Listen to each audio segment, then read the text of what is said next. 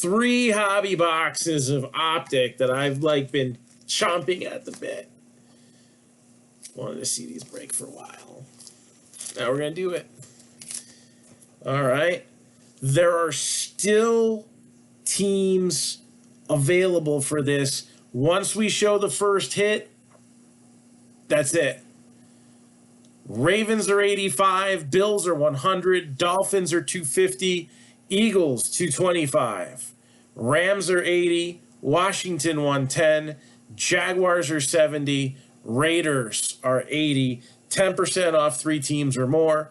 Good luck, everybody, and hey, let's rip you a new one.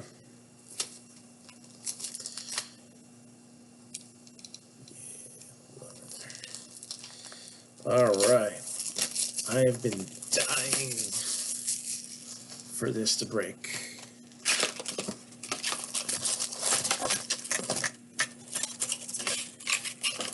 Always enjoy Optic, Select, Prism. I'm not going to get a lot of Select this year.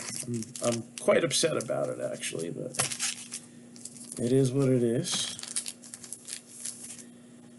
And distributors are greedy, selfish bastards lately, but whatever.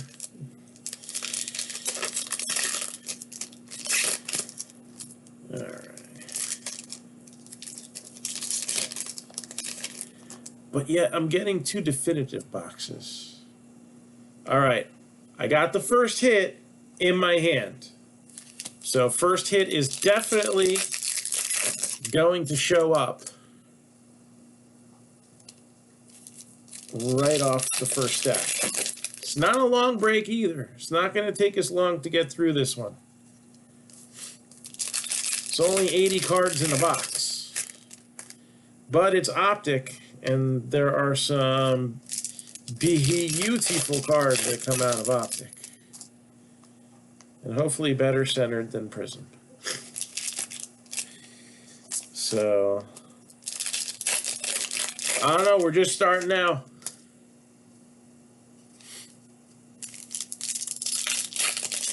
These are the first packs. Ooh, already something fun.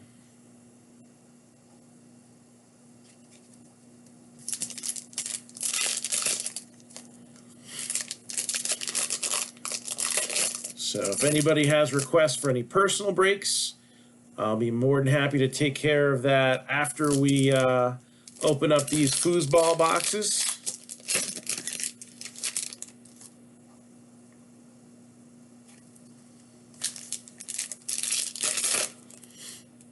And again, keep an eye. Might see some decent cards coming out that maybe you'll want to grab one of these teams floating at the bottom. All right. So we're going to start with Chris Godwin. I guess he got the franchise tag the other day, right? He didn't. I know he didn't get a $40 million a year payday like Dak Prescott did. Josh Jacobs. Dolphins, Raekwon Davis. Blue, 174 out of 179. Dolphins, one of those teams still available. Ravens are 85. Bills are 100. Dolphins are 250. Eagles, 225. Rams are 40. Washington's 110. Jaguars are 70. And the Raiders are 80. Joshua Kelly, rated rookie for the Chargers there. Von Miller. And, oh, look, a silver. Or a hollow, as they're called for Optic. So we got a hollow of Jake Fromm, who is from the Buffalo Bills, who are still available for $100. Jake Fromm is a bit more of a project card.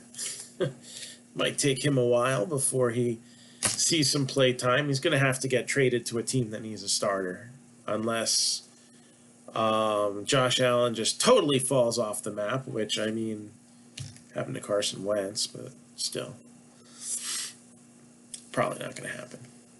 Jedrick Wills, DK Metcalf, Gardner Minshew, Daniel Jones, Josh Uchi, or Uki, or something.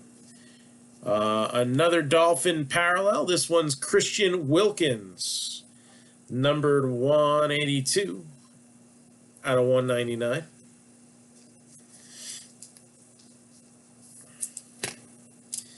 And that's a start for the Chargers.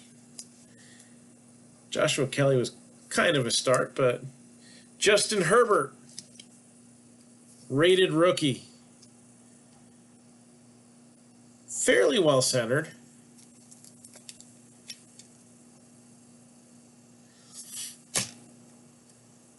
All right, Baker Mayfield, Juju, and Larry Fitzgerald.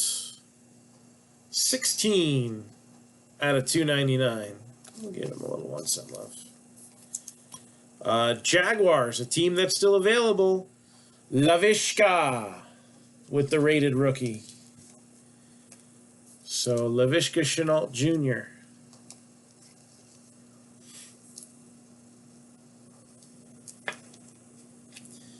Again, opportunity to jump in is running out. I'm going to just real quick see if anybody is watching on YouTube and if any comments have been made. Because if they have been,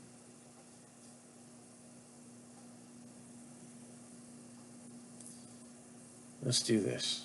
Hi. Oh, it worked. All right, I guess they're working. So, and if they weren't working, I might have triggered them to start working. I don't know. We'll see.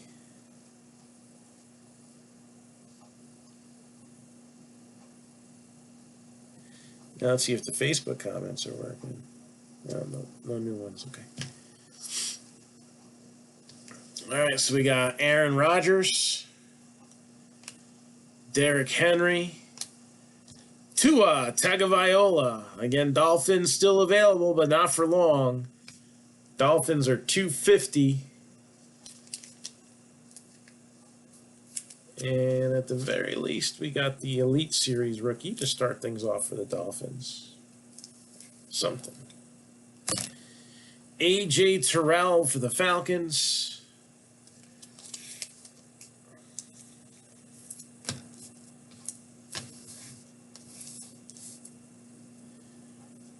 Max Crosby, Lamar Jackson, Cole McDonald had a farm, E-I-E-I-O. And 90 out of 99 Giants, Xavier McKinney. Yeah, a few minutes ago. We haven't shown the first hit yet. So, got that. Lions, Jeff Okudah. Tom Brady, Buccaneers. Gotta give that a little 1 cent love now, don't we? DJ Chark, do. And the first hit. Again, last call. All right. Ravens 85, Bills 100, Dolphins 250, Eagles 225, Rams are 80, Washington's 110, Jaguars are 70, and the Raiders are 80. We're about to show that first hit here. Little Matty Ice, Cam Newton, and John Hightower.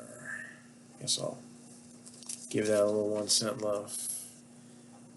And with the rated rookies autograph.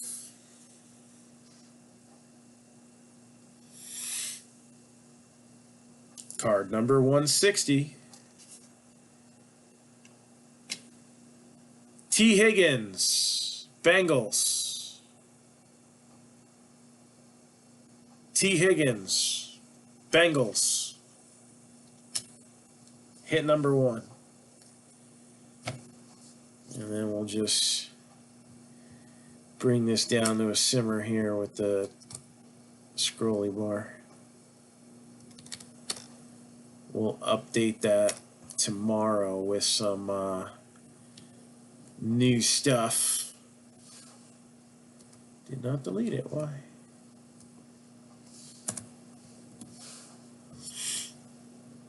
There we go.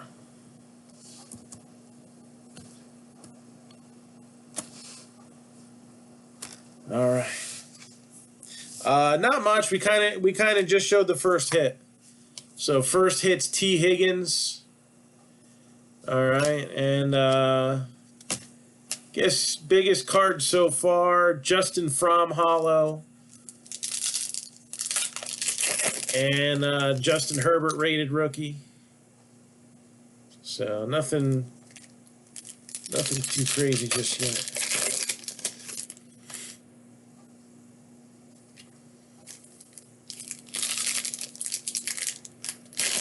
And again, 2 new breaks posted earlier today.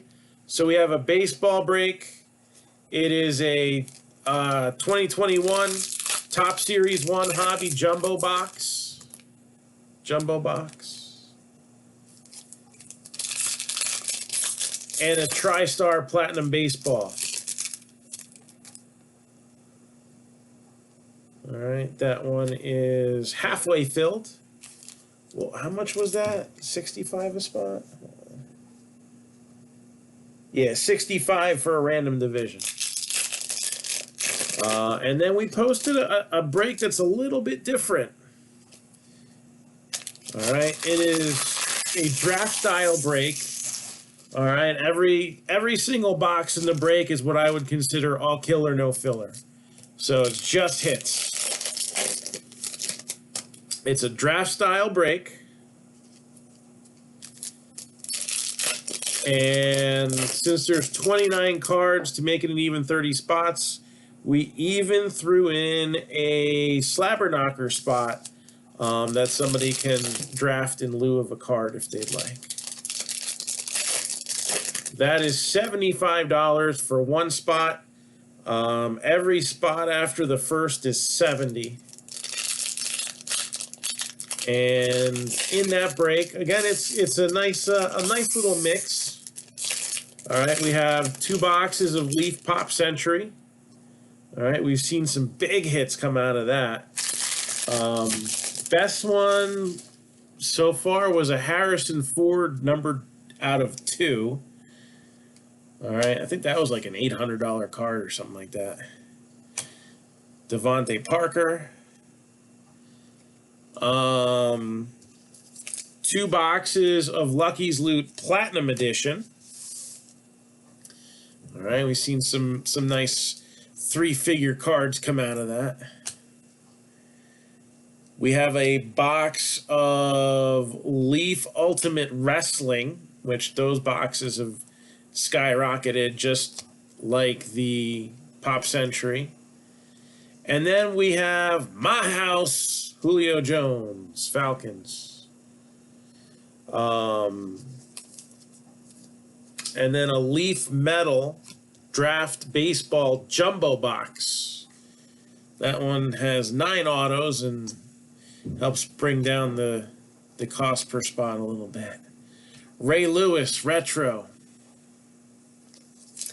Again, that is $75 a spot for the first spot, $70 each spot thereafter. So we have a few spots already filled up on that. Got a ways to go, but we already got a foundation to start on that. And I think that one could be really fun. Tyreek Hill, hollow. I like to break fun stuff. Darnell Mooney, Josh Allen. Patrick Queen, hollow for the Ravens. Now for sale.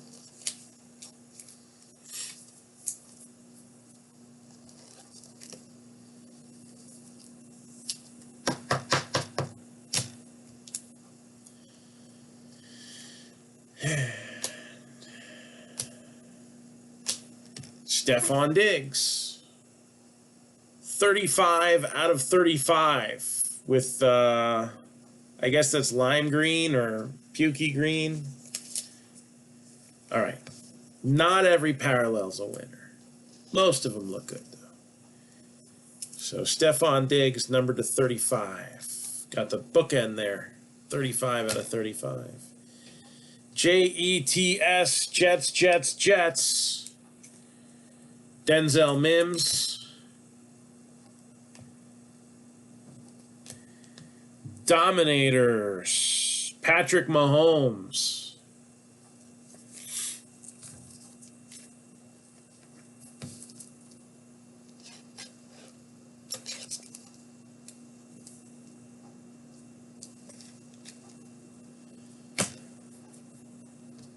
Grant Delpit, Browns. Joe Mixon, Jason Kelsey, Nate Stanley, numbered 160 out of 299.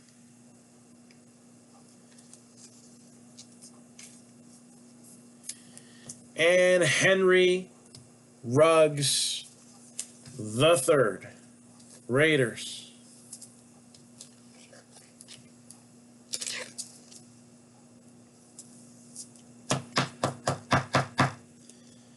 So there's the first box. Box number 2.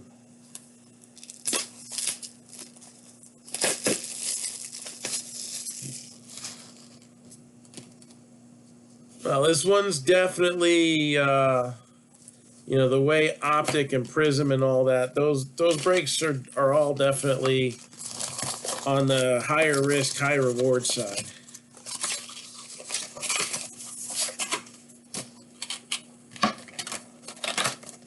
But some of these, especially if you get, PSA 10 grades or even HGA high grades on some of these rookie cards, you should be able to push a little extra out of them. Know what I'm saying?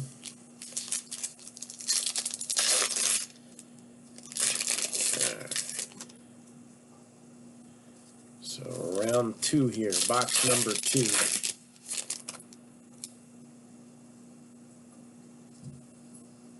That's a fun looking card.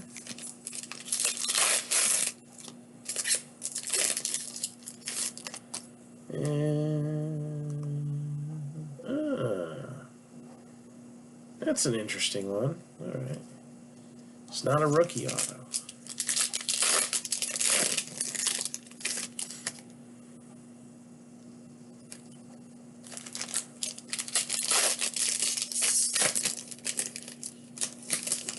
Yeah, they're not the best with redemptions. What can you do?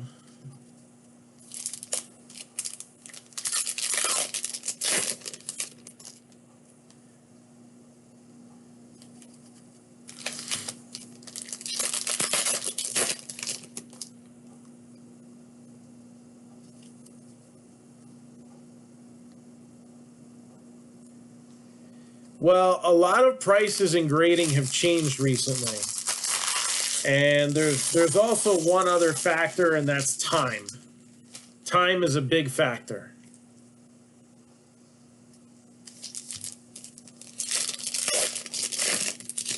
PSA has suspended. Oh, wow. Oh, wow. I'm going to show that one after the hit. Those hits, don't let them be misses. Ooh. It's not even a hit, but I like it.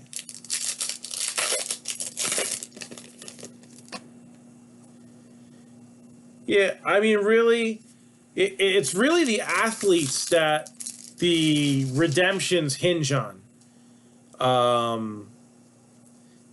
The manufacturer gets a little bit of blame into that, but generally when somebody's put into a product as a redemption, it's because there's an agreement for them to sign the cards. Some athletes, from the beginning of a year to the end of the year, kind of their head becomes like Barry Bonds's, really big. And next thing you know, well, I'm kind of too good to sign cards for, they have a tier system that these rookies get based on where they're drafted, from my understanding. And, some of these guys that get drafted in the lower rounds, I wouldn't be surprised if they're getting like 50 cents, $1 a card or sticker.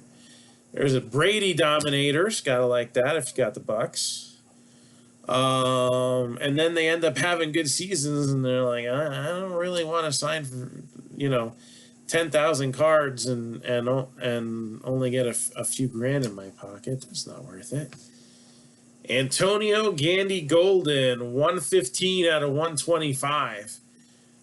We've seen things in the past, such as Washington, like Takaris McKinley tried to have other people signing cards for him, and he got caught, and Panini recalled him. Most of us have heard the infamous Dak Prescott story. It wasn't everything. It was just one batch that got sent to him that were suspected of being auto-pen. So, the things happen. Jake Fromm, rated rookie base. Yeah, no, I think and if they do get fined, because again, Panini is the official NFL trading card, so the league has some involvement on this. If they do get fined, it's probably worth it. My house, Patrick Mahomes. Again, I don't know too deeply the intricacies of how that works, but I know that there's guys like, Julio Jones was like, I ain't signing nothing.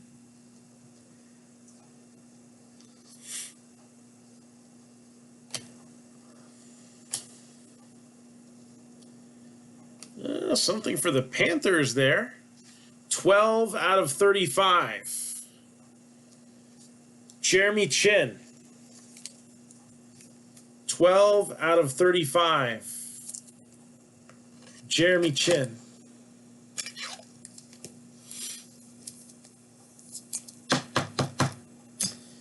Now, to give him a little reprieve, Julio Jones did end up signing, I believe, 8 or 9 years later.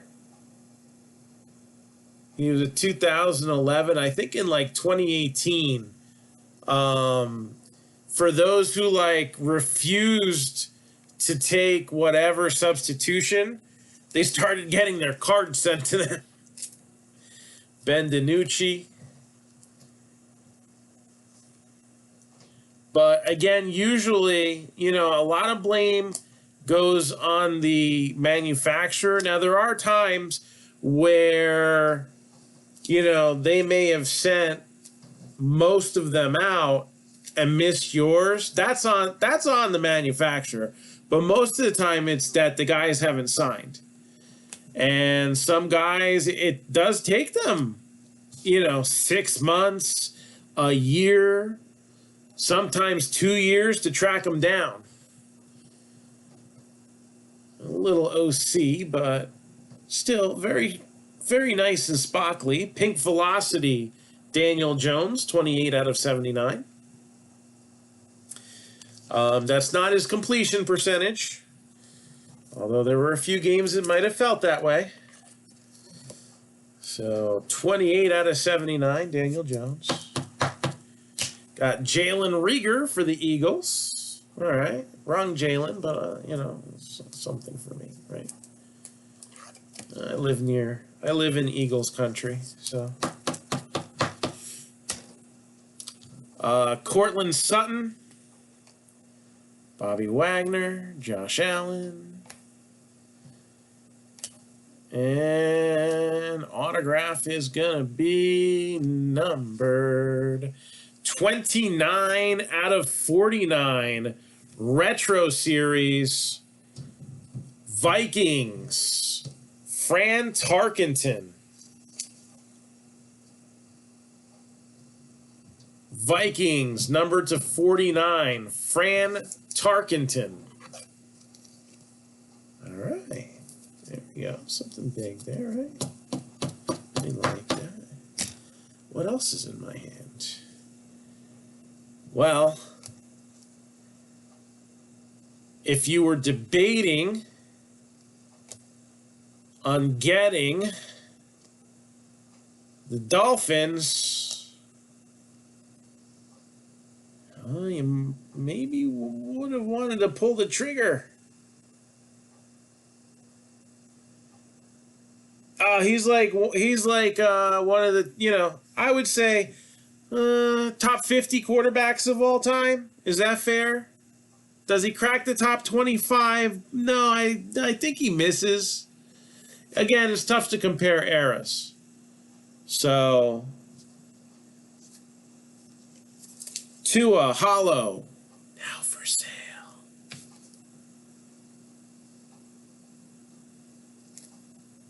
Little off center, but I think it could still PSA.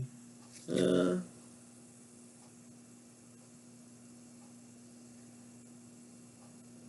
to say on edges too. I don't know, they might tend this.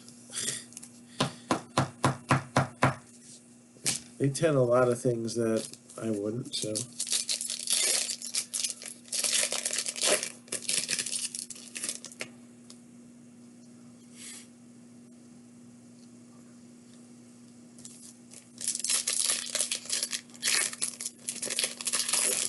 Yeah, we haven't seen Eason or Taylor yet. I mean, I'm sure there's some Colt base. I'm going to assume every team's going to get at least one card, right? But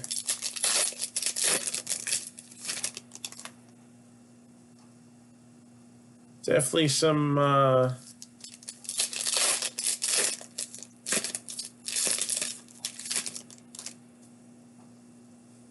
parallels here coming up.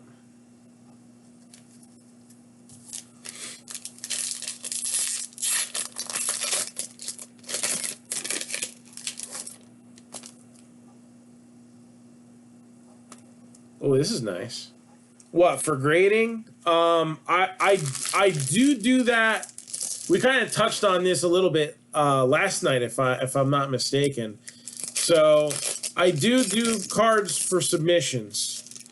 I really don't do it to make anything off of it. It's more of trying to get the price down by getting more cards sent in, right? Because when I submit cards, I'm usually grading like 20, 25 cards. You really got to have 50, 100 in order to put a decent dent in the price.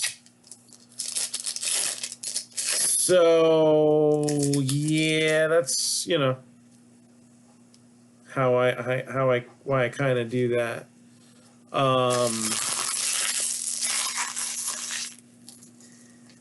I haven't heard of Investicard, but there's a couple things out right now that you can buy shares of cards. So I'm guessing it's something like that. I don't know. Jordan Love, Elite Series rookie. But with COVID and everything, I just haven't been able to go to shows. It seems like smaller shows are going to start being available in New York. There's a show that I don't do for JP Sports and Rock Solid Promotions. They have like a small Holiday Inn show that they do, more of a local show.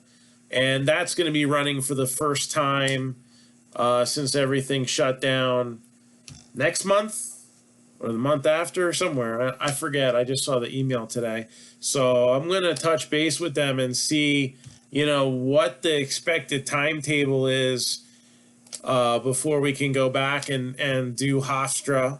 I would assume Hofstra would come up next before the Westchester Center shows would come back, just because that's a stadium and I mean, it's a small stadium, but it's still where the G League games are held. So I don't know if that affects the availability of the venue. Know what I'm saying? So yeah, when I know for sure, like right now, I'm in a complicated situation where I want to go down a day early. My girls, their first softball tournament that they're gonna do is in Virginia.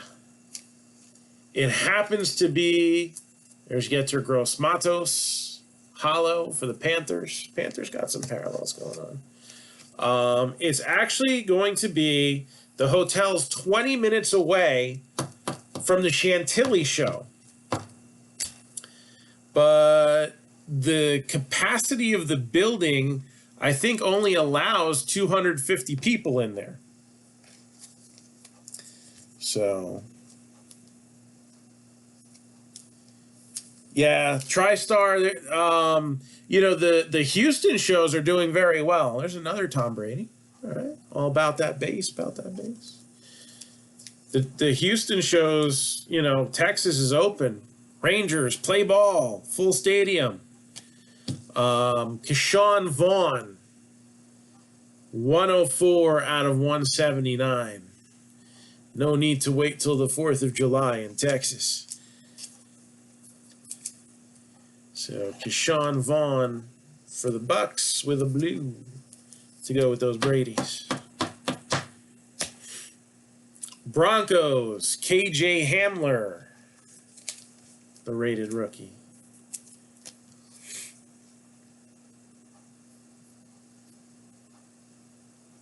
So, well, from my understanding, for the size of the state, the numbers ain't coming out bad. I don't know what the news is going to tell you, but Retro Series, Jerry Rice.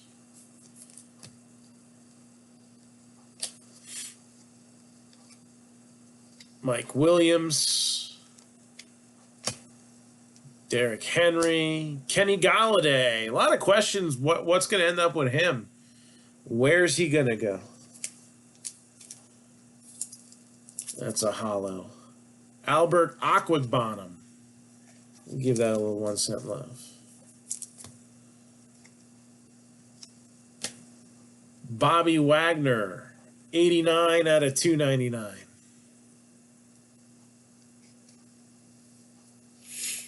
So, I mean, we went down to Florida, and I mean, it was just a different world from New Jersey. Much different world. Antonio Gibson, Redskins.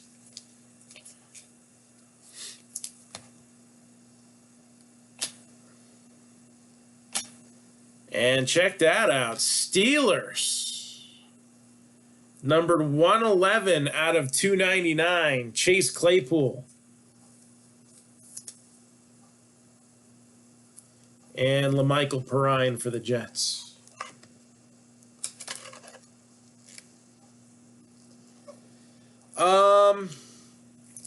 Does it make sense? Yes and no. So remember, you don't have to wear them out, but that doesn't mean that a place of business can't ask for it. Like when we went to Florida, you could go into a restaurant, a mom and pop shop, a lot of places, convenience store, right, out of the gas station. Don't eat the taquitos. No, I didn't. I know better.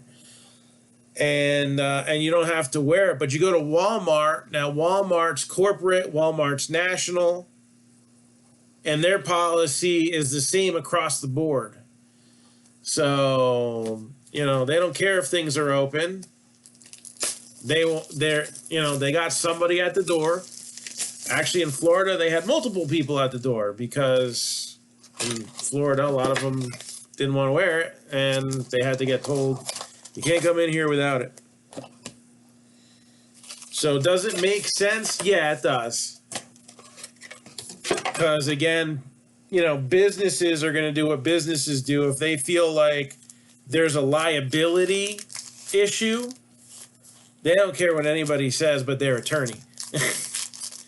So, you know, to each their own. And I mean, come on, even Fauci didn't wear his mask at the Nationals game. They didn't make a Topps card of that, but, you know, it is what it is.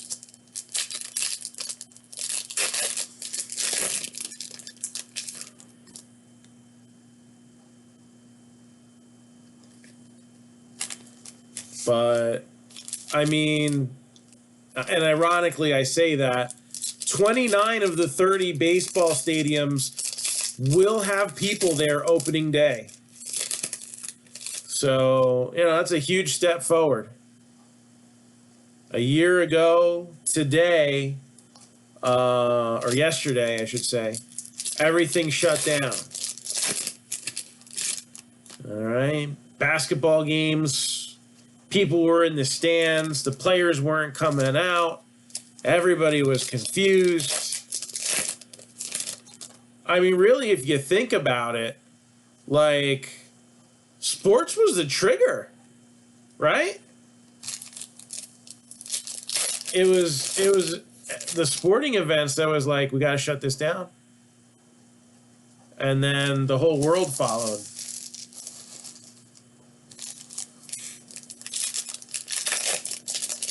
So the only team that's not going to have an opening day with fans in the stands is Washington.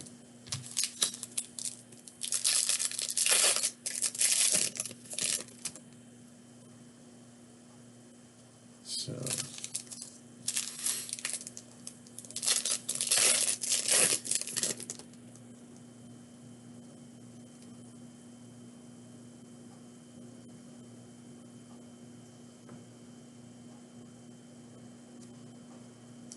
yeah, I can recommend you a good baseball break. We have one pick your team break up right now. I definitely would not call it a starter break though. It is there's some extremely high end stuff in there. I have another mixer that I expect to post tomorrow that you know, who's your favorite team? Let's start with that. Cuz you know, rookies dictate a lot of the pricing on the breaks. So I don't know. I mean, you haven't watched since you were 13, so I guess you can't really have that favorite of a team. But I mean, I still consider myself a Devils fan, even though I haven't watched a game since the NHL ripped them off. You know, banning the neutral zone trap.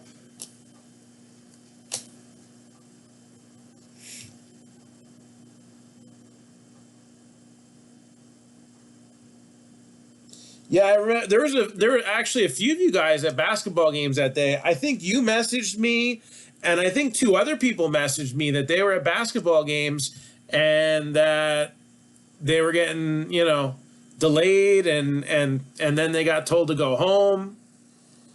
You know, they're pulling the athletes off the courts. Will Fuller, hollow. Yankees or Marlins? Depending on the breaks. Yankees not too expensive. Their big rookie right now is a pitcher. What is it? Davy Garcia? Something like that. I don't know. Or as they say in the Seattle front office, some Spanish guy. Yeah, that guy's a real pen. Oh, I'm not going to go there. Anyway, Le'Veon Bell. 47 out of 179. So Marlins or Tampa Bay. Tampa Bay, decent team. I don't think that their prices are going to blow up until later in the year if Wander Franco makes an appearance.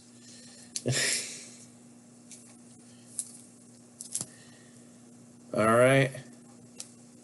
Oh, they had one decent guy, and I can't remember who it is off the top of my head. I'm shot.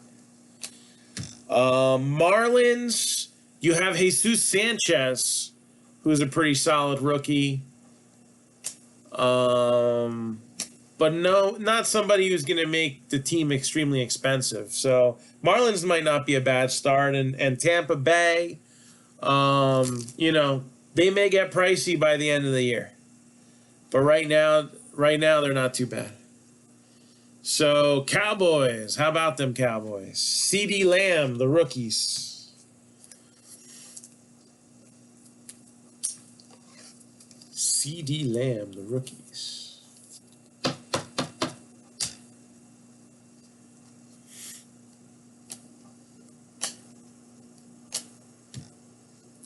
Justin Jefferson, Elite Series rookies, Vikings. Again, with Optic boxes going between like $1,000 and $1,100. You know, inserts, parallels. I'm top loading a bunch of stuff here. All right, not all of it's going to be big, but it adds up. I mean, some of these cards are card breakers other breakers won't even give you, and I'm putting in a top loader for you and sending them out. Gotta like that. Jeremy Chin. Cunha's fun. And, you know, Braves are usually going to be a little pricier. Especially they do have, I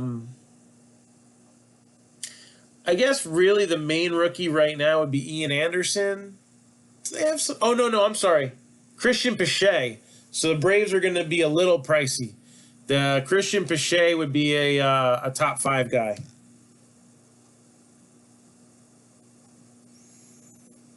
So, you know, that's a real good topic of conversation there about prices and how they go up. Jimmy G with the holo. Kenneth Murray. So there's so many new people to the hobby. I mean, you see questions that, like, you get these trolls that are like, what are you, stupid? And no, the answer is, like, for real, a lot of people don't know better. Like, that's why there's a lot of complaints about that Topps insert set where it actually shows even where it says certified autograph issue, and they're not even autographed. It's just reprinting the card, but it's not doing it in a manner that I personally think is the way that they should have handled it. So the way that things started going up, all right, we got Eno Benjamin, numbered 103 out of 199.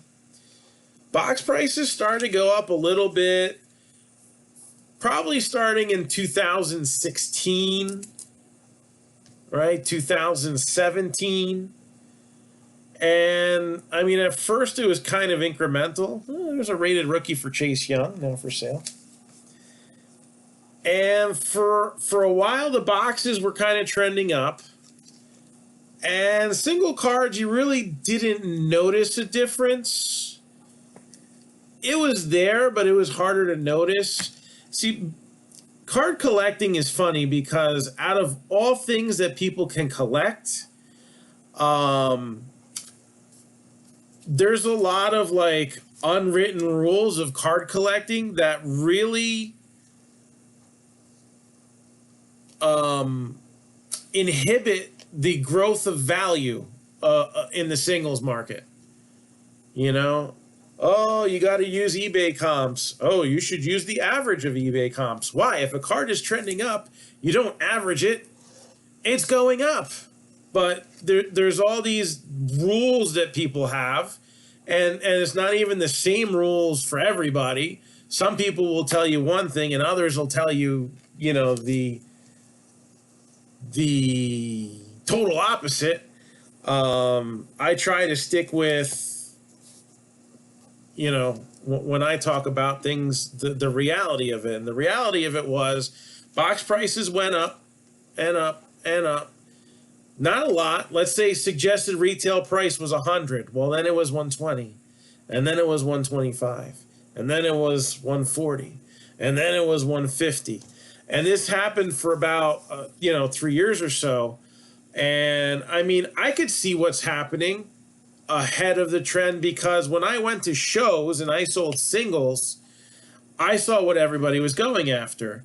And, I kind of would hold out for a little more. And if they didn't want to get it from me, that's fine. They could get it from eBay, but they didn't know if it was going to be in top condition and, all kinds of stuff. So it was like, I still sold so many cards that I wish I still had. All right. Because the ones who knew. And what happened is the grading, once that caught on, oh, we have another veteran auto. Interesting. All right. Once the grading really caught fire,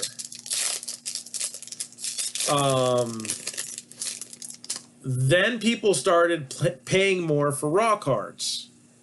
So it took a while to show. So it was boxes went up first, then graded cards went up, and then the single market follows. And oftentimes the singles market is the slowest one to catch on, if you know what I'm saying.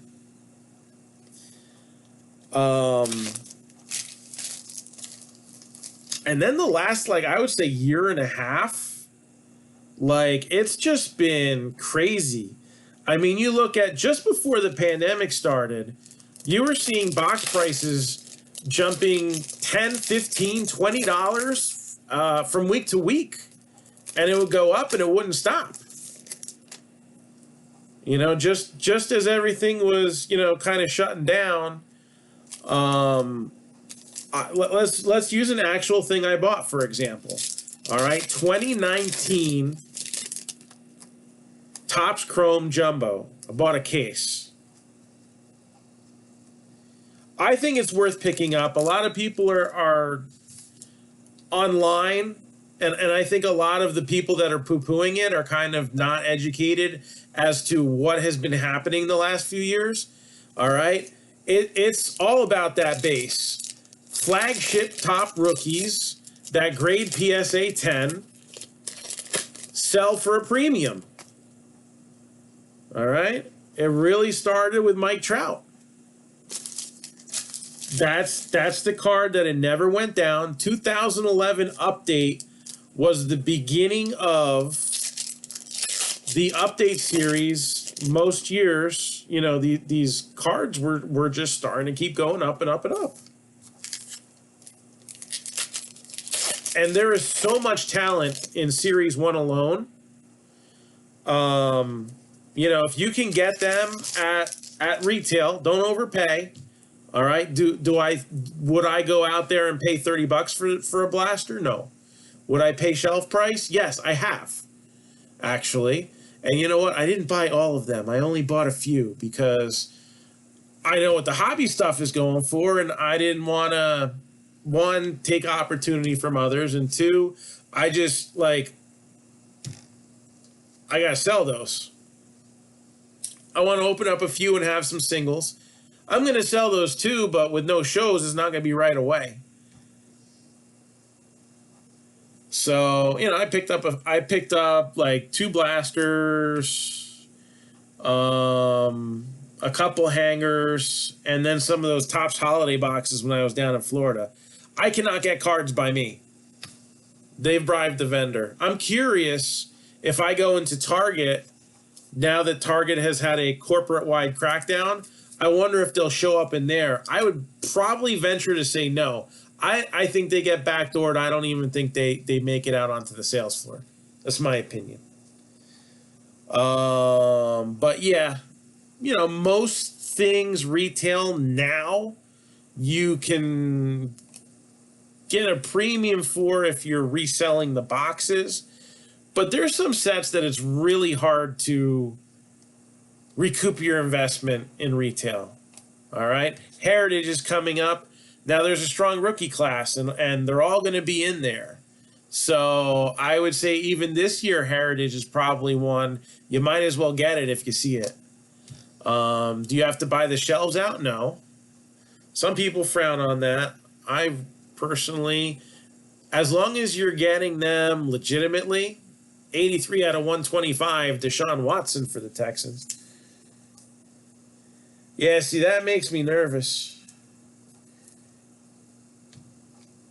No, Target's actually gotten down on the crackdown on the customers. Look at this. Not bad for the Vikings there. Justin Jefferson rated rookie. Well, the vendor generally comes around the same time. So once you know that the vendor's going to be there, releases tend to come out Wednesdays and Fridays. So if you're regularly scheduled, your store's regularly scheduled that they come on release day and fill up the shelves, it's just basically get to the store when it opens and wait your day away. So some people are making, some good money doing that when they may have lost their job, due to closings and stuff like that. I'm not the type that says he bought everything off the shelf. Because I'll tell you what, I used to flip things. It wasn't cards, it was movies and CDs. I would find things that were limited edition in these rack job things. Some of the and I would eventually, actually get wholesale this way. Some of the stuff would come from Canada, and there would be different quantities made there than in here. I used to get a lot of rare classical music, all right? In the US, it would be printed under the Philips label. In Canada and in England, it would be under what's called the Decca label. And I would find these Decca label things that either didn't get released in the United States or had a more limited release in the United States. And I would, the guys were selling them by, they would get pallets, they would get a truckload. And I would go through the whole thing and just cherry pick the stuff that I knew was rare. All right. If I saw it in a store, I would go to the store. I'd be like, oh, look, that's the Criterion version. All right. I can get $50 for that new, So, yeah, it's a lot of, I don't want to, stereotype, but it's a lot of 20-somethings. All right. Terry McLaurin, number 273 out of 299. A lot of 20-somethings doing it. And hey, I was 20-something once, and I was flipping movies and music.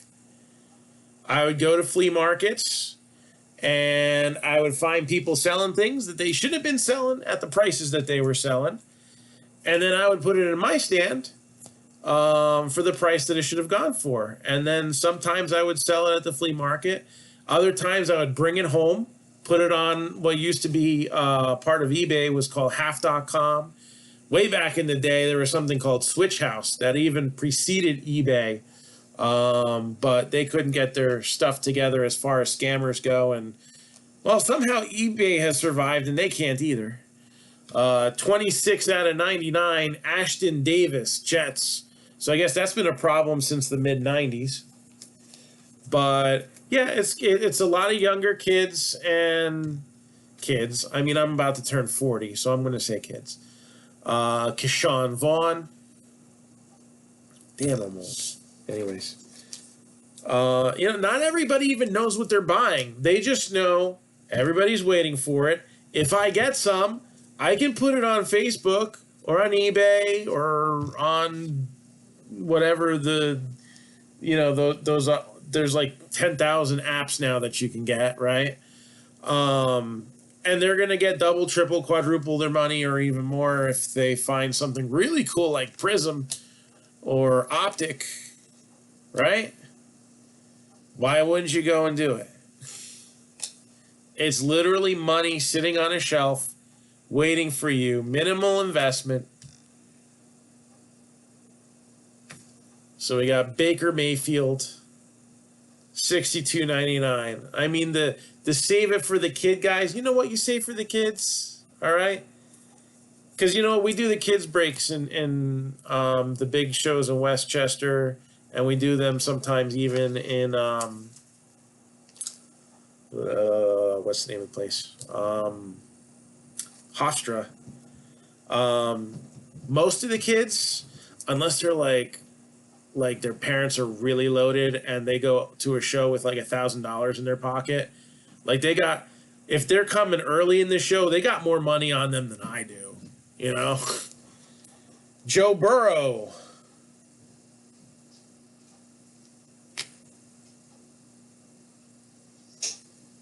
Yeah, well, we'll talk about supplies is a whole different story. Joe Burrow, rated rookie. Another retro series, now for sale, 10 out of 25. Ray Lewis, Ravens. And then Joshua DeGuara. So we'll recap what we got here.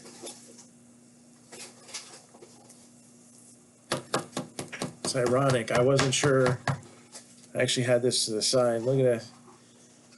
That's a cool hit. So, I mean, you know, kids are happy, usually, that they get a Mike Trout in a pack or a Mookie Betts in a pack.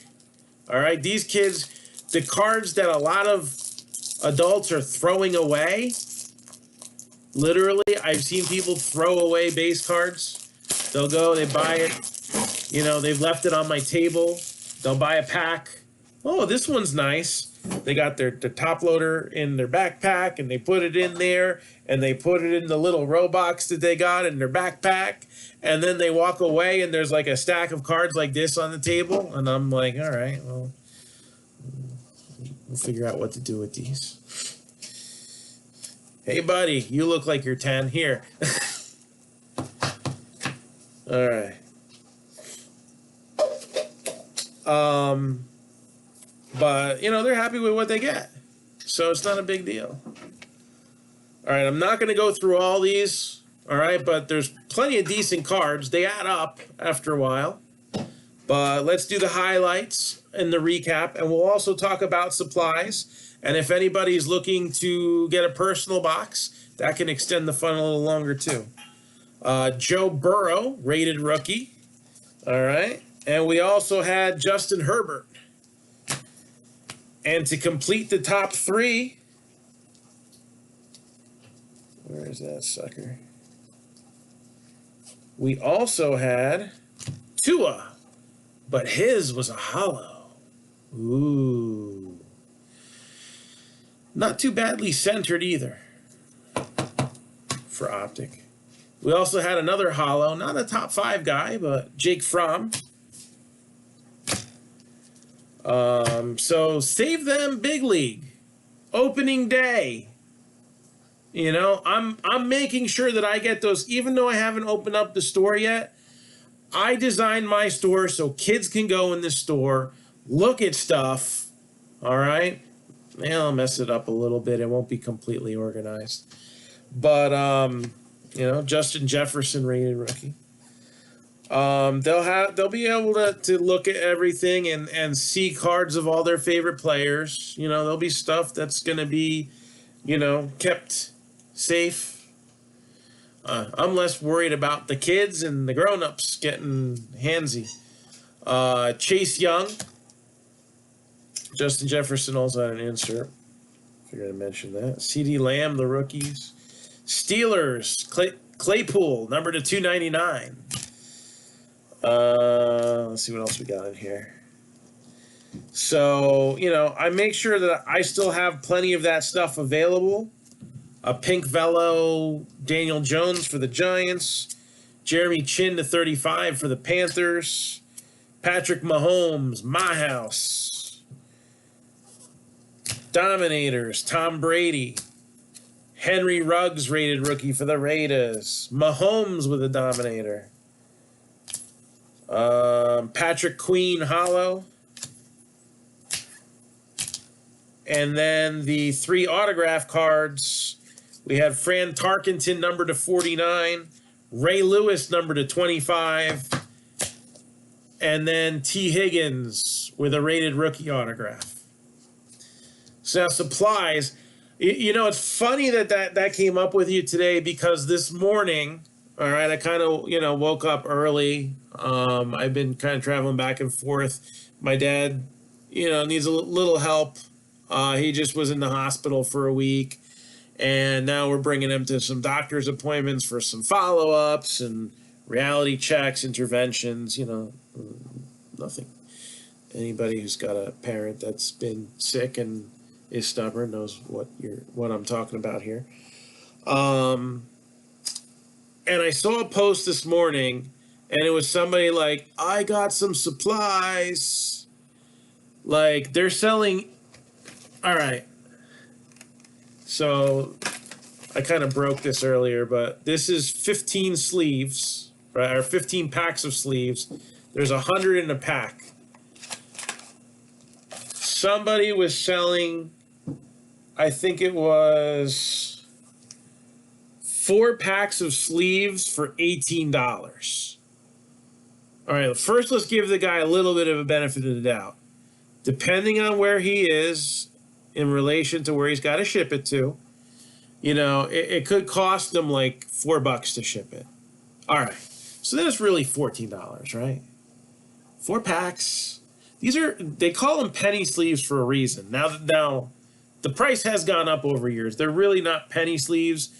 Normally, I personally, pre-pandemic, it'd be $1.25 for a package of sleeves or 5 for $5. Now, the manufacturers have raised the prices again, actually a couple times in the last year.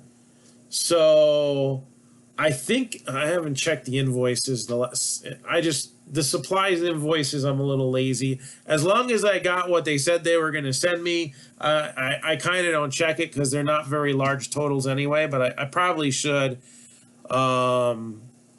inventory that a little more scrutinized. But prices have gone up a little bit. The thing is, though, it's not easy to get. And I'll give it this, for as much craziness that they're doing with the cards, sticking their customers, the supply stuff that the distributors have left alone. I'm going to assume there's language in their contracts to do that, but because otherwise they'd probably get a little crazy too, right? The top loaders, I feel like the guy was asking like $6 or $7 a pack.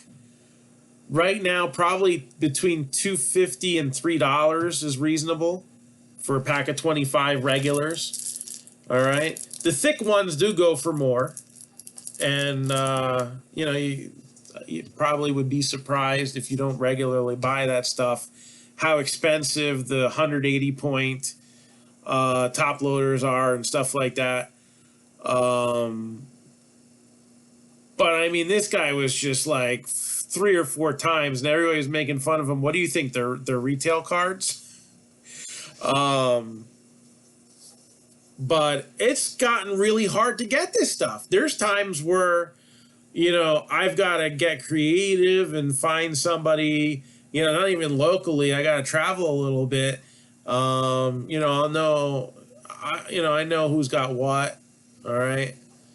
And I'll get it. But, there's times where I can't get stuff. So, as the pandemic was causing more and more stuff getting delayed, material shortages, work shortages, all right, they get this stuff from China.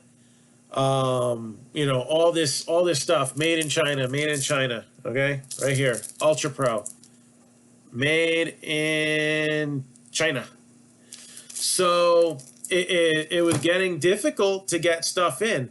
I've stocked up a lot on supplies. And still, like, you know, if I got 3 cases and I use one, I try to replace it because I might end up going through. It happened with 55 point top loaders. I went through a lot before I could get them again. So, you know, it's caused price fluctuations even on something so stupid as supplies. I mean, I got no room. I have stuff spilling out from where normal storage would end. One, because I thought I was going to be opening a store again last year. I thought late spring, you know, we would have been back open and anticipating doing like a grand opening celebration just in advance of the National, which was supposed to be in Atlantic City. And then 1 year ago, everything changes and those plans got put on hold.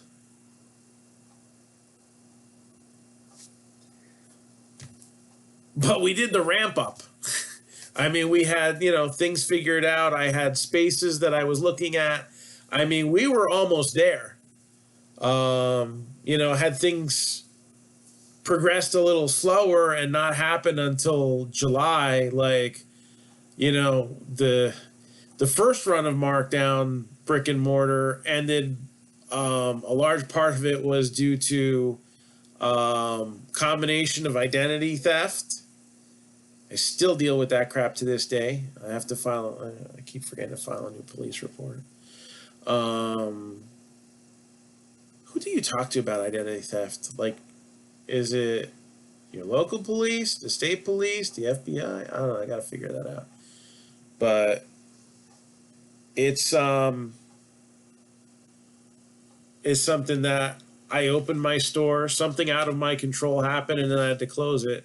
That would have really sucked for that to happen all over again, because there is cost in starting things back up. You know, you got to get your permits, your CO, all that good stuff, and so that kind of stopped. If you look on the pinned post on the Marc-Down Entertainment page, you go to boxes for sale. I mean, we have a variety of 175 different things. Some we may only have 1 or 2 boxes of. Others we might have a few cases of.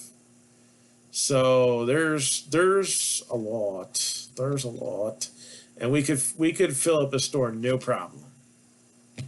Especially I got stuff in storage from the first store. I have cards that I have not looked at, literally not looked at, since I had to close up the other shop. And I put them somewhere, all right, to keep them out of the way, because the plan was eventually to go back to it. And there's like Christian Yelich rookies, Mookie Betts rookies. I remember some red foils, probably some second-year Trouts, stuff that would be really nice grading. There's probably LeBrons and Kobe's and like, you know, some base cards that now, especially if they grade well, are worth a substantial amount. Like, there's stuff that didn't get transferred over from my to my card show stuff that should still be kind of hanging out there. So yeah, I want to get things going, but obviously times are different, especially in New Jersey. You know, obviously, you know, New Jersey, California, they're on separate coasts, but they're kind of on the same wavelength as far as the powers that be. And then I see how things are in Texas and in Florida and in South Carolina, and I mean, I'm seriously considering just moving. Like, I can do this anywhere. What I'm doing right now, I can't have a brick and mortar store anywhere. It's got to be somewhere where it can be fully opened. When I had the store, you see people, get involved with charitable things and like that. My thing was youth sports. Hey, Little League comes in and they said, we're doing a program for our tournament. Would you like to be in it? I was like, yeah, sure. And by the way, we're going to start doing these things called box breaks, and I think the kids would have some fun with it. And, back then, we had breaks that we were doing. It was like $5 for a random team. They wouldn't fill up all the way. All right. But we'd have some fun. We even did a few birthday parties. We had kids like, can I do this for my birthday? Yeah, we'll figure it out.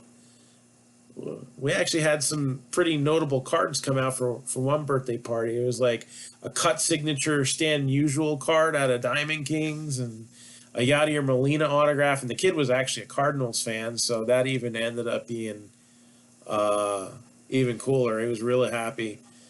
His grandfather brought him to the party, and he's like, "Yo, I'm from St. Louis area."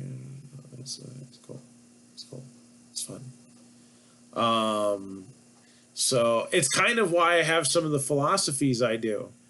I like to do balance breaks. I like to make sure that everybody gets something. If a 12-year-old kid goes into a card store, gives me $5, and walks out with nothing, and mom or dad says, "So what did you get at the store with your $5? And kid goes, "Nothing." That's no fun, And if they bought so many spots, if they spent like $20, all right, they got like 4 teams. Again, these were little breaks, and back then wax prices were a lot more sane. Man, imagine if I had some of those boxes back. Then they would get a guaranteed hit, and I had like all the, crap relics and autos that I had lying around. I'd put them all in a box, bring the box out, pick one. And they'd be, "Yeah, this is awesome. I got an autograph."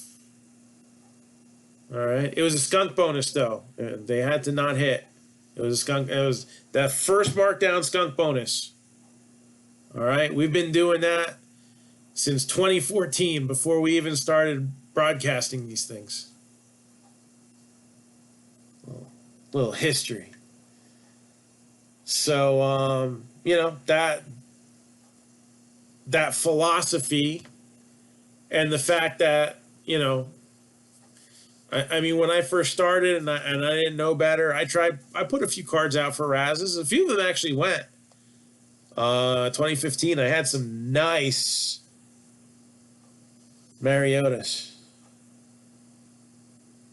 And I got both of them razzed off.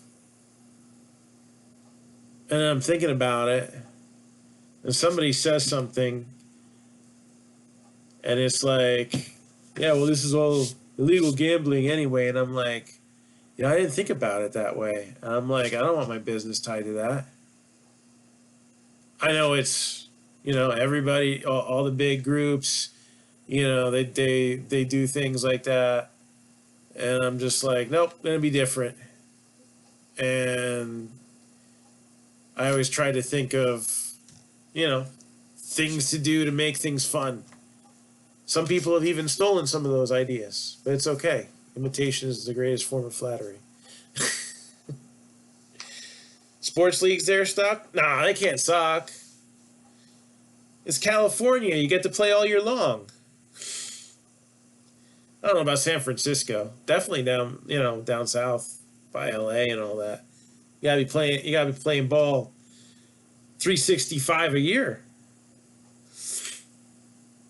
But yeah, I donated things to church and things that kids getting involved in the hobby was always an important thing for me.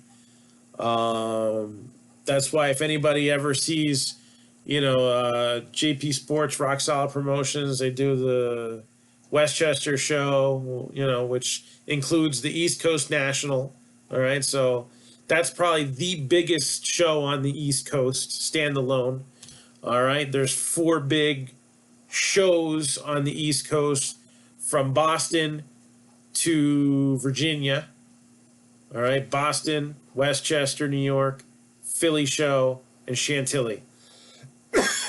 That's the big 4 in this area here. They're like, they saw me at the Philly show. They had the table behind me because they deal with a lot of vintage stuff when they do the shows, and they saw me working. I was doing a personal box, right? Some kid was there. He was known for crying on camera for a wrestler or something like that, and his thing went viral, and people at the WWE at the show, hooked him up with a backstage. Something happened, I guess, and I think it was an NXT show, and I guess one of the wrestlers messed with him, and it created a funny moment. So I actually had that kid talk about it, and we opened up, I guess it was the first WWE Legends run in 2017. And I was like, thanks for helping me out, open up this box to show everybody, what it looks like. Back then we used to have like 50 people watching us, but, it was Facebook, so whatever. But I was like, so what do you think? And there's 2 hits in a mini box, and Legends was known for having extra hits, and this mini box had 3. So I'm thinking to myself, well, I got an extra hit. So I said, who's your favorite here? And he was like, oh, that Kevin Nash is real cool. I'm like, all right, you can have it. Thank you. And they actually, were just kind of talking to me, and then they ended up buying stuff afterwards. And he's like, all right, what can you do for us? And, we started doing the kids break at the shows. And, the last East Coast National, one of the days we had like 50 something kids. Like, I had to make stuff up. I just started taking stuff. All right, so we're going to randomize the teams, but I'm going to throw some action figures. We had the Madden figures at the show at that time, and packs. You get a pack, a hobby pack, you get a jumbo pack, and like everybody ended up with something. Only 30 could be in the break because there's only 30 baseball teams. But and the next day we had football, and we overfilled that, and people were coming back to the show because they were having fun. They actually weren't there to buy cards. They were there because Dad was dragging them with them to get autographs, because he was the one that was going to take them to their baseball game later in the evening. And they came back and they enjoyed it. So you can still leave it for the kids and buy all the Prism at Target. The thing, and somebody was talking about the Prism basketball box. Michael had mentioned, they're like $3,000.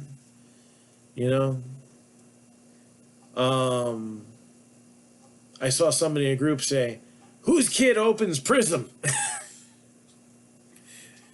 Well, I don't know. I mean, I see so many kids from affluent families in New York. They can buy whatever the heck they want. So, which means they can buy it at market value if they have to. And other one, you find a way, I ship all cards, always. If you don't want them, don't throw them out. Find a way, to give them to somebody. Or, I've had people, like, it's known Halloween, we're going to have cards out. We're going to give candy too, but we have cards out, and kids, some of them, they'll grab the cards and then they'll start to walk away. I'm like, no, you can have candy too. It's a little extra. Oh, really? Oh, it's cool. You know? I'll mention that, and some people are like, oh, just leave the base. Just put them to the side, so I put them in a giant box. All right, they're not going to PSA 10 the way I hold them, but you know what? They don't even care. Anyways. Anybody got anything for me? I had a real late coffee because I was exhausted, and I think I perked up a little bit for a few minutes there, but I really need to wake up early tomorrow. So. I'd love to stay in chat. Which Acuna rookie should you get?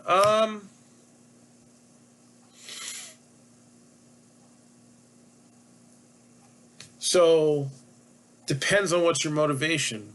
If it's an Acuna rookie that you want to hold on to and flip for more money at a later time,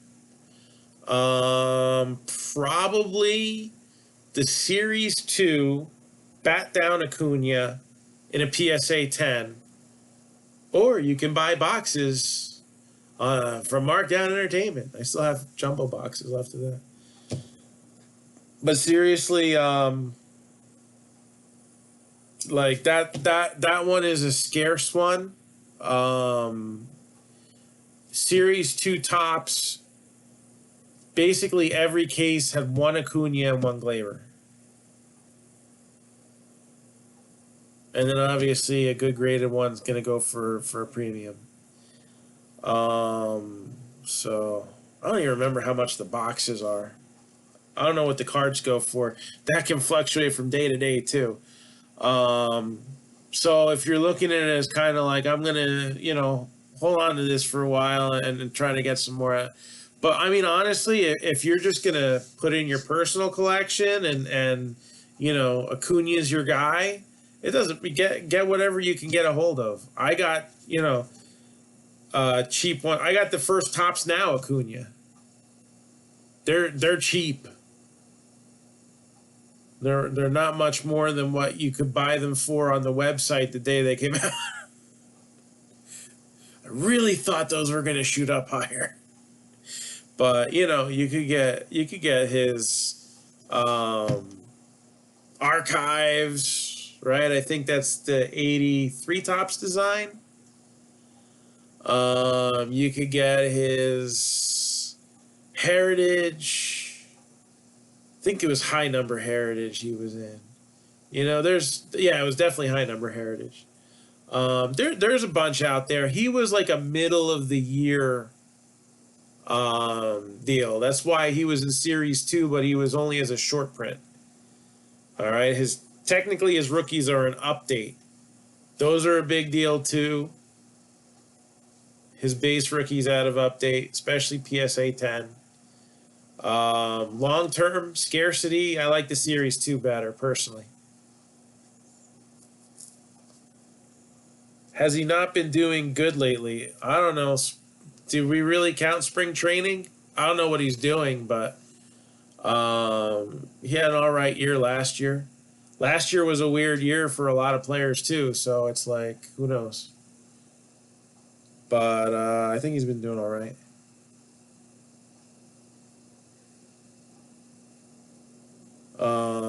Card value wise, Tatis is the guy that's shooting through the roof.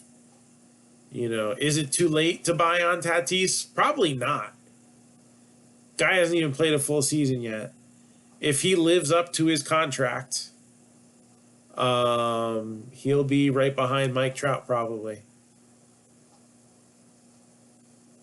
You know what? I was in the middle of telling a story, and I think I got sidetracked. So right before the pandemic, I bought for like $250 2019 jumbo boxes. I ended up going full case on that because I saw that they shot up like $50 in price on blowout, and that was a significant increase at the time. Now we've seen a lot of those increases. I was just like, wow. I was like, and I saw them somewhere, and they had one case, and I bought it. Within a few months, they were $700 a box.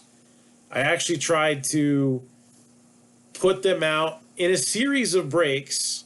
I think it was even slightly below what they were retailing for at the time.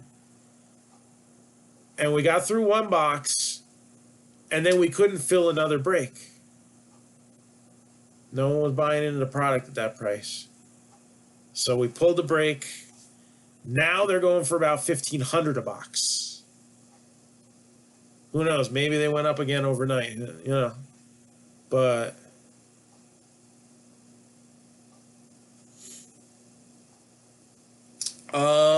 those boxes are stored away, not far. I would need a few minutes. Things get buried. Some things I know where they are, and others I don't. I kind of know where those are, but I would not be able to pull one out probably at the moment to show you. But I could probably dig it out to tomorrow. Again, with the jumbos, you have 6 boxes in a case. So, in those boxes, there's a 1 in 6 chance of getting an Acuna. You have a 1 in 3 chance of getting either the Acuna or the Glaber. Glaber had like a horizontal card that year. And then the updates are, you also got Juan Soto in the updates. I actually have some boxes that are a little, let's see, 2018. No, I don't know what I have left.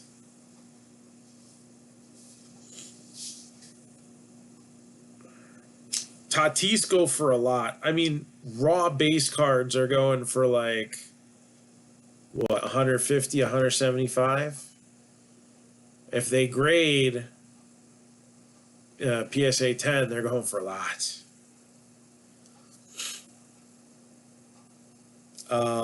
What I can do right now,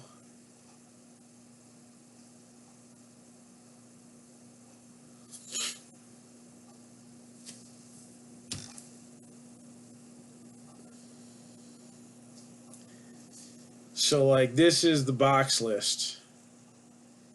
This is everything we got on hand. And for the most part, it's separated by sport. So if you go into baseball, 2018, we have Diamond Kings, Top Series 1, he's not in. Top Series 2, I have hobbies left too. Top Series 2, he's in. Stadium Club, he's in. He's actually in Heritage Minors. It's technically not a rookie card because it's a minor league card. But PSA 10s of that, I think, actually don't do too bad either. Nothing near what the Topps ones go for. I don't have Topps Update. I have Archives. And that's it. Most of my 2018 stuff is long gone. But I do have a few things that have Acuna in it.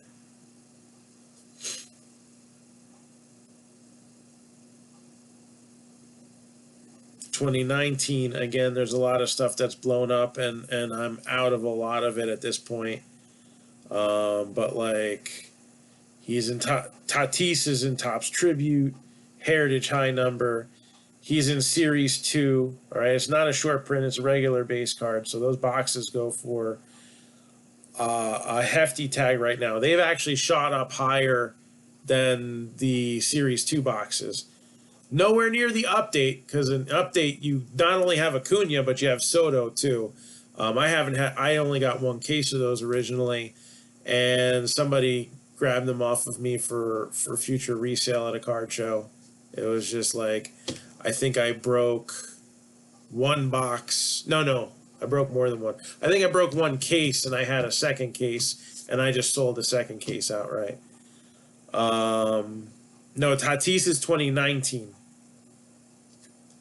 So Acuna, Soto, 2018. Tatis, 2019. 2020. Oh, well, even with 2019, besides Tatis, you have Alonso, Jimenez, and Vlad Jr. All right. 2020, you got Bichette, Luis Robert, Alvarez, Lux, Rosarena.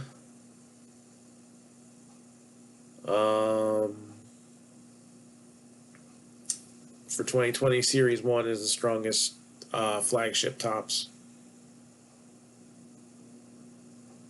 I would lean towards rookie cards are best. First Bowman cards are the best prospect cards. All right. That's with non-auto. With auto, I feel like it flips. All right. So base cards and parallels, you want the rookie. Autographs, I feel like you want the first Bowman. I don't know if that makes sense, especially if it's a low numbered one. All right. Nowadays, even blue at 150 isn't too bad. But 50 or less tends to be the best number. No clue. Sure. So if you need me to send you the link to that, but I think right now I'm gonna get to bed because I gotta bring my dad to another doctor's appointment tomorrow, and I can, if you want to chat on Messenger and ask any questions, as long as I can keep my eyes open, I can chat. But I am going to sign off and help out. I couldn't find a good place for that soup. Should still be fine. But it's a decent sized container. You mean to not refrigerate it at all? It's right there.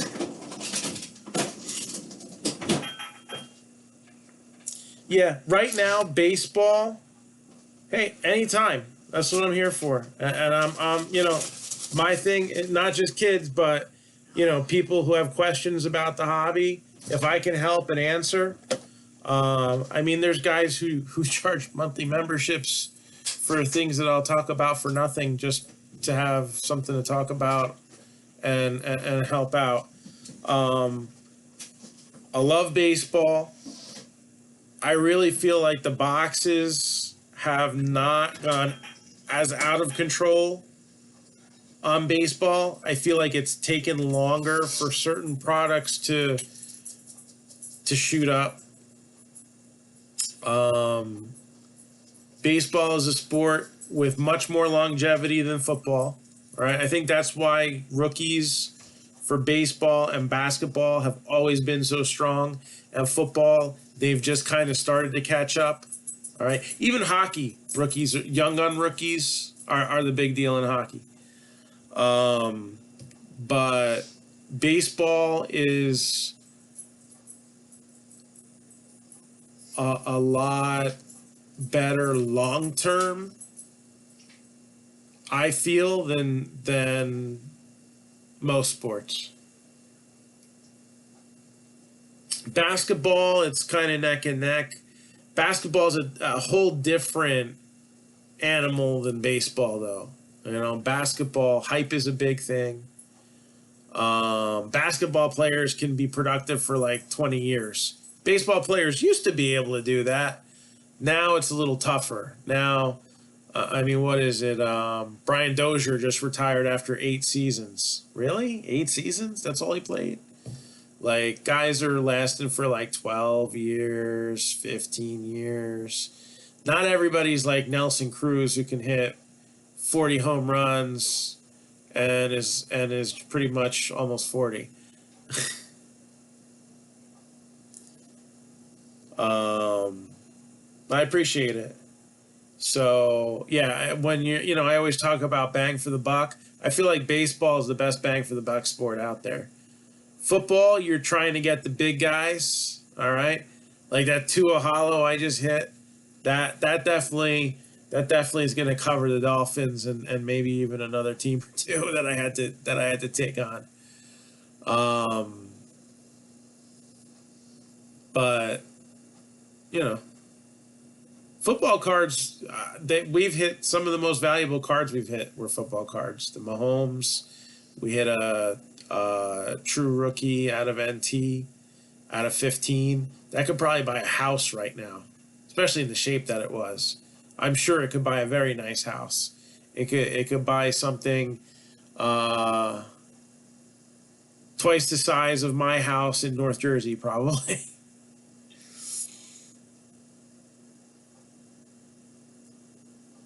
No, it's rare nowadays, but there's guys who have gone straight to the majors.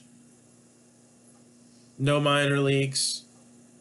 Um, most of those guys recently have at least played in other countries. Like Cuba or Japan.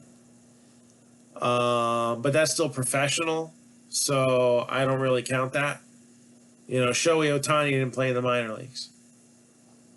But even though he was only like 25, he had been playing in Japan since he was 17 in their major leagues. There's a few guys. John Olerud, I think, was my favorite. They didn't put him in the minor leagues because he had some issues with aneurysms. That's why he always wore the helmet to protect his head. But they wanted to just get him right out there. They felt he was ready, and he only played a handful of games. I think the first year because he had just been drafted. I think he batted 375 in like over 6 games. So I was like, okay, he's ready, and had a good career after that. Um, college guys usually have the faster track. If you get drafted out of high school, you could be in the minors for 4, 5, 6, 7 years.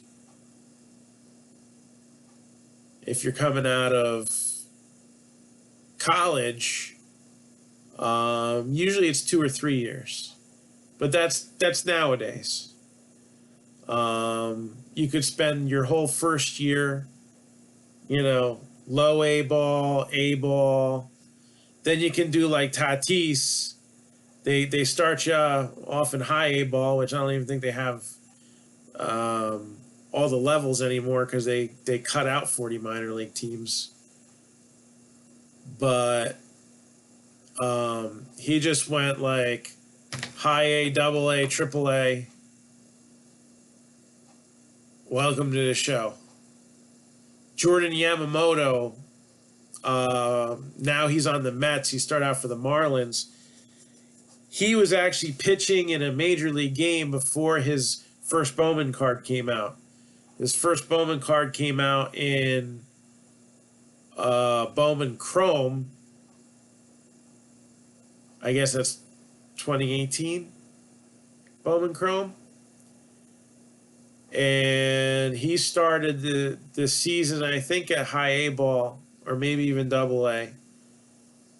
And he just skipped triple A. He just went right up to the majors. It's their call.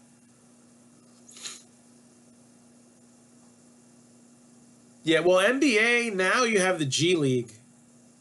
That's being used a little more often. Yeah, hopefully your friend's in AAA. If you don't mind telling, what's your friend's name? If I don't know, does he have any cardboard out or? I mean, let's face it. If you're not like a top round guy, top 5 rounds in baseball, your path is very different compared to a guy who signed a $2 million bonus. You aren't getting coddled by trainers. You're not getting preferential treatment during practice. you're just scratching and clawing and trying to advance to the next level. You put everything out there when you're on the field. All right. And if you can get noticed in Double A and move to Triple A, that's usually where, maybe you make it to the big leagues. Your future may already be set. Hey, welcome to the big leagues. We're just using you because we don't think so and so is ready, and we're gonna think you'll go out there and not suck too bad. And then they'll play like 9 games. They'll get sent back down when somebody else comes back from injury or whatever, and then you may never see them again. Or they may have shown something and they end up being some guys are called quadruple A guys. They're like they're like the heart and soul of the triple A team. And they'll get called up when needed and then sent down until they run out of options. And then they may get DFA'd or they may accept the assignment. There's a few guys that might just do that. And then they'll bounce around from, team to team, doing minor league deals, getting called up, going on waivers, all that good stuff. And they may end up playing, pitching 30 games or playing 200 games for like 5 different teams. And, hey, they made it. Only, 1% can say that. 1% of college players.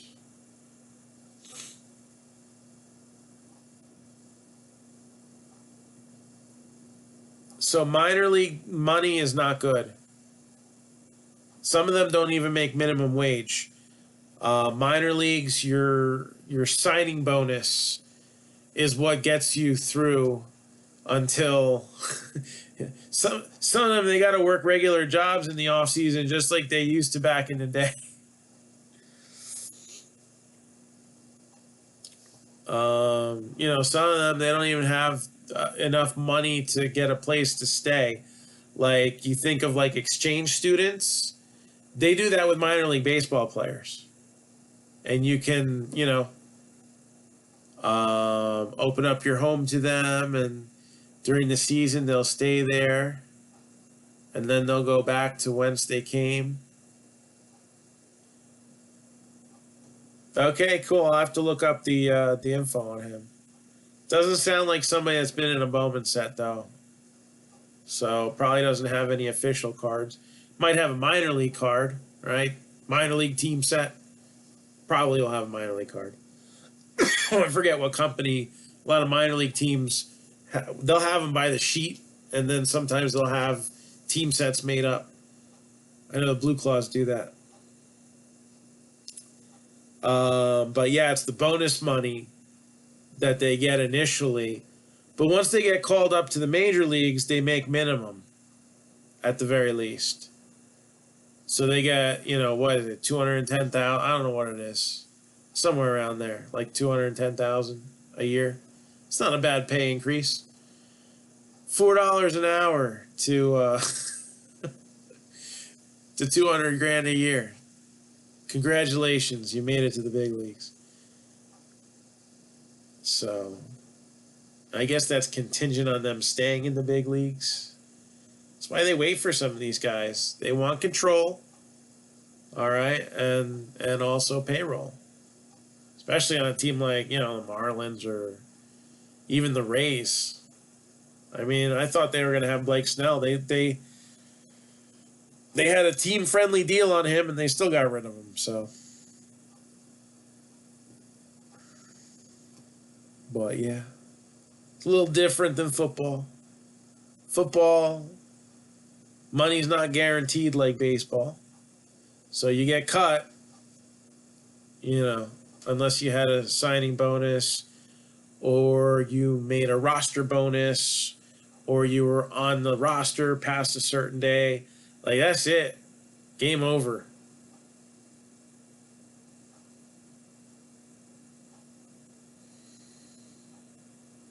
Yeah. And because Major League Baseball has such a big farm system and does the largest draft, at least for now, I don't know. Last year they only did 5 rounds. Are they going to try to do something more like that from now on? I'm not sure. But baseball draft, I think, normally has 35 rounds.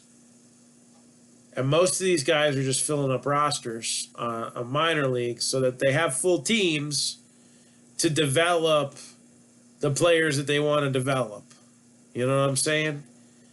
But one person doesn't make a team. You can't just put that one player out there. You got to have, 20 something guys out there to put a team together.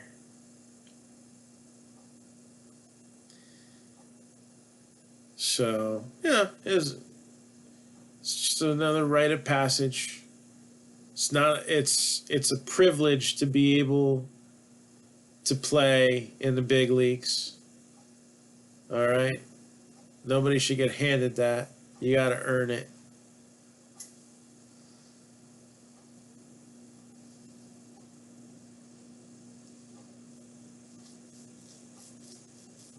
So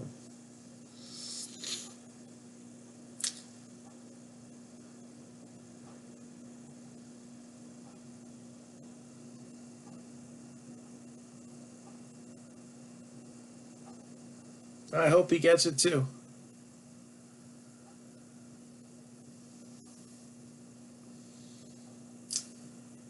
So yeah,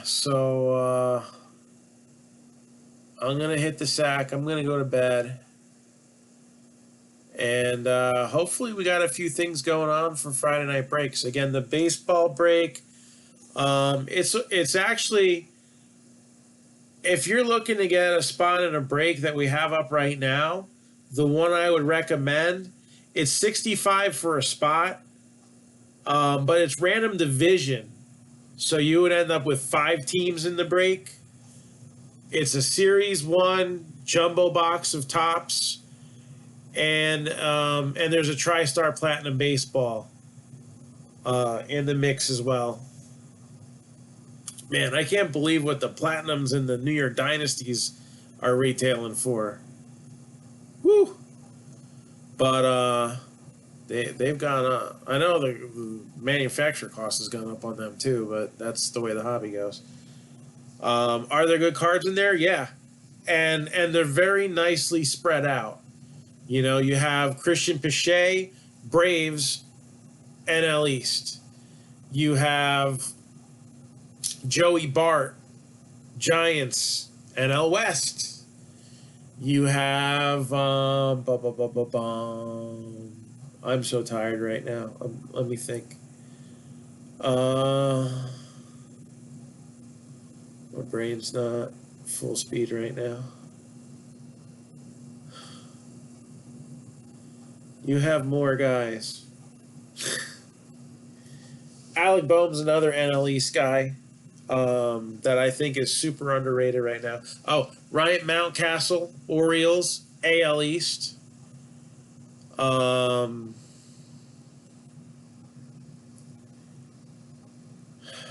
There's more. Oh, Angels, AL West, Joe Adell. So, yeah, these are hitters that I'm mentioning. Actually, this year is really solid on pitchers, too.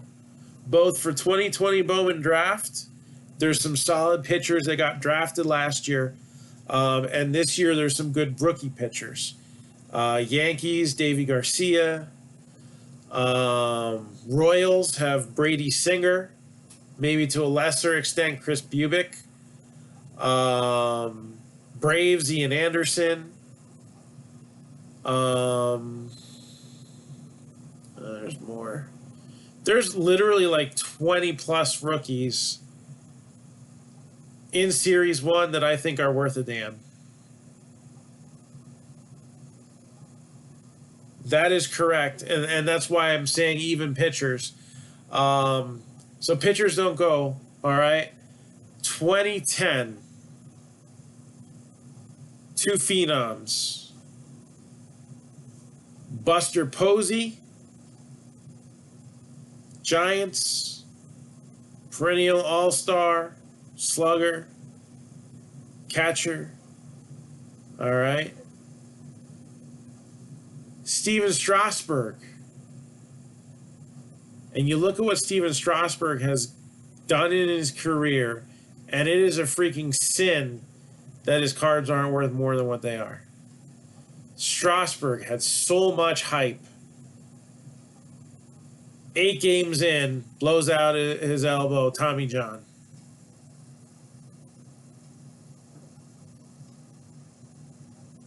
That has set pitchers back in pricing for the last 10 years. Because even though he ended up still having a great career and you know, as a major player, all people will remember those 3 guys on the Mets: Pulsifer, Wilson. Isringhausen ended up having a decent career as a closer. But he was supposed to, those 3 guys were supposed to be A-start pitchers.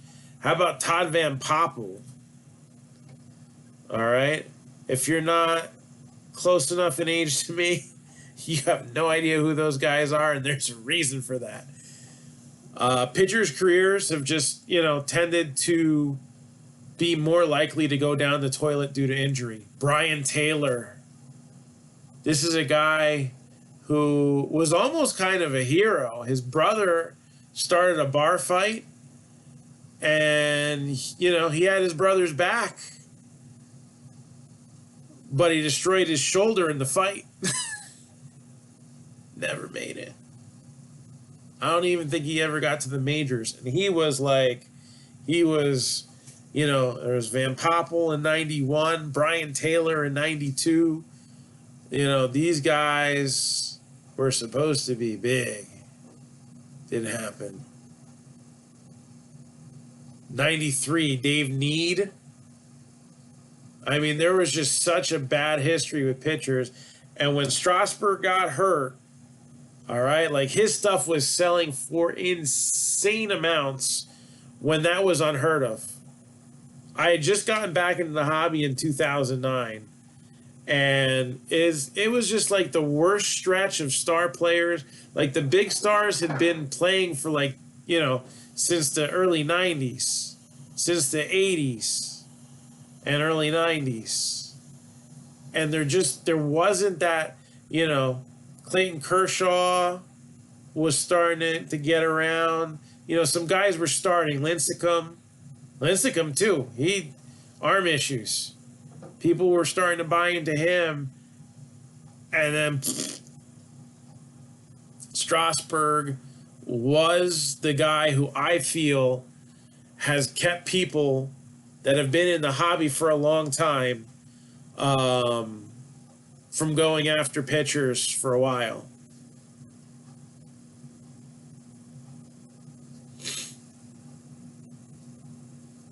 And then, you know, we've had some good pitchers come up. Kluber, but then how long did it last? So generally what happens is, well, that's because they're junk era. That's why. Nolan Ryan rookie graded goes for a good amount. I used to have one. I wish I still had it, but I had to sell it. Life happens. And then Randy Johnson, junk era, that's why. But graded, they go for a decent amount. And there's some special ones, you know. The Marlboro Randy Johnson in particular, that one goes for good amounts.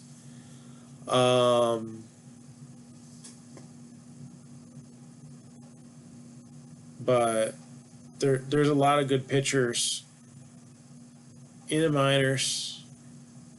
Hopefully they have good health, make their way up, and some of these guys are breaking through this year in this rookie class.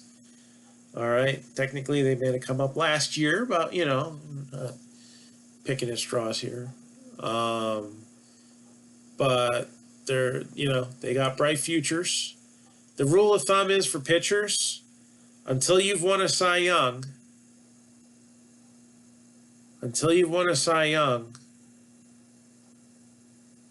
your stuff's probably going to be dirt cheap. If you've won a Cy Young and have 5 to 7 years of consistency, I remember when Kershaw's went up.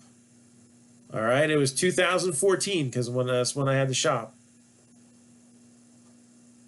Kershaw was actually the guy who taught me a very valuable lesson. And that's, do not price sticker your cards. Unless you only have a few, then that's fine. When you got as much stuff as I do, don't price sticker your cards. If you have one monster box of cards, don't price sticker your cards. Because his stuff, again, it was a different market. All right, it was not as common to see these kind of increases.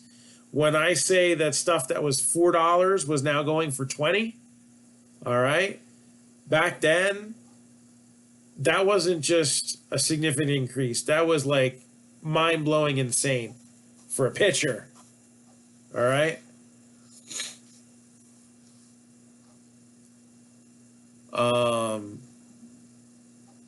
And one guy just went in and found every single Clayton Kershaw I had, and they were priced to 20% of market value. And the next day I told my employee, so there are some cards that have price stickers on them. We need to remove these because, Beckett price guides, the physical ones, they're always 2 months behind. All right. Always takes 2 months for a card to get released. 2 months, meaning starting next month, then count 1, then count 2, and then it's in the magazine. And even then, it might not even be in the magazine, but it might be in the special section, right? Nobody uses Beckett anymore anyway. Again, they're a guide. Just like eBay is a guide. eBay is not the price Bible. All right? Some guys will tell you that it is. It's not. It's a guide. Trends.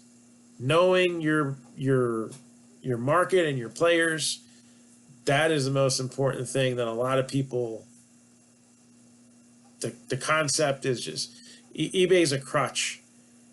Not everybody uses eBay. A lot of people have been pissed off. eBay pissed me off 15 years ago. It's getting worse. And I'm usually an even keel guy. So the fact that they pissed me off 15 years ago and other people are still using, I don't know. Should eBay be the standard? What about COMC? What about sales on Facebook?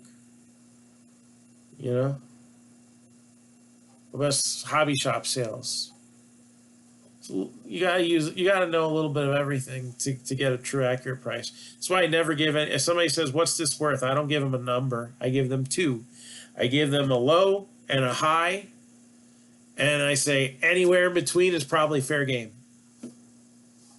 That's how you price stuff. And I've sold at card shows for years. When you're at a card show, if you tell the person what the price really is right off the bat, you're never going to get it. If you'll take $3 for the card, you tell them $5. Because they're going to come back at you with 1. And you're going to be like, that's crazy. I would never sell that card for $1. And you're like, I'd really take 3. How about $3? We'll meet in the middle. That's how you make a sale at a card show.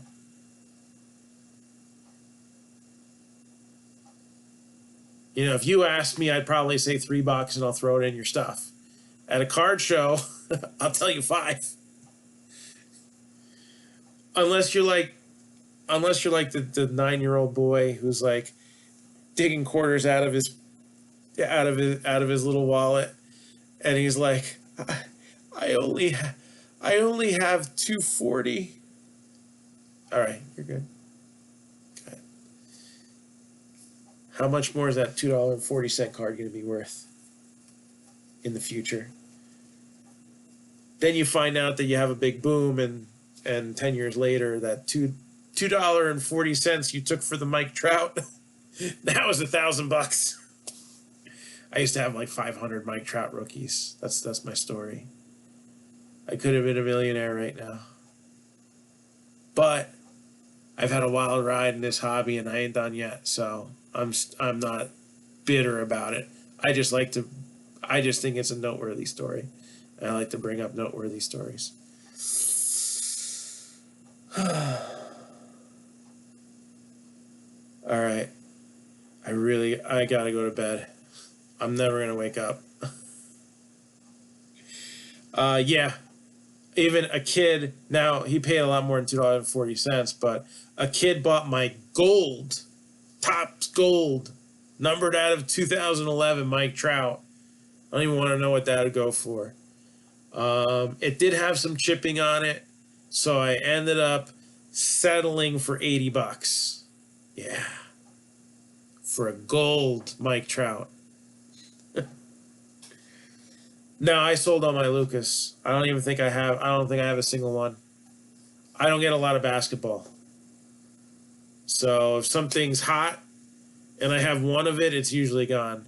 There's a few things from last year that I still have laying around that are actually that went up. But I don't think I have a single Luka to my name. Anyways, wish I did. All right. So we can chat more tomorrow. Friday night breaks. Let's fill something up. If you're interested in another break, just message me. I'll send you the link. Have a good night. We'll rip you a new one tomorrow. Take it easy.